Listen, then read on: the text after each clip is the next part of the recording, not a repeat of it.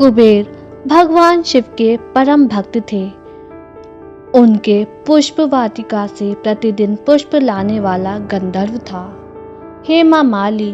पर एक दिन हेमा माली अपनी सुंदर पत्नी विशालक्षी के मोह में ऐसा फंसा कि उसने शिव पूजा के लिए पुष्प ही नहीं पहुंचाए। कुबेर को जब यह पता चला तो उन्होंने हेमा माली को श्राप दे दिया। हे मूर्ख, तू भगवान शिव की सेवा में लापरवाह हुआ है। जा, तू कुष्ठ रोगी होकर मृत्युलोक में कष्ट भोग। हेमा माली धरती पर आ गिरा। उसकी अवस्था दयनीय हो गई। उसने वर्षों तक कष्ट सहे।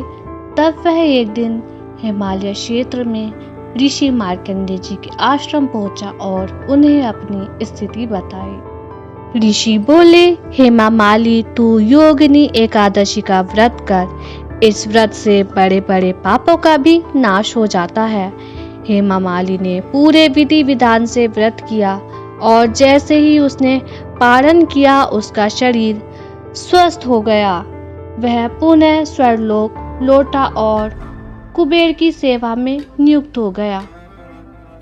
इस कथा से यह सिद्ध होता है कि योगिनी एकादशी का व्रत जीवन की सबसे जटिल समस्याओं को भी दूर कर सकता है।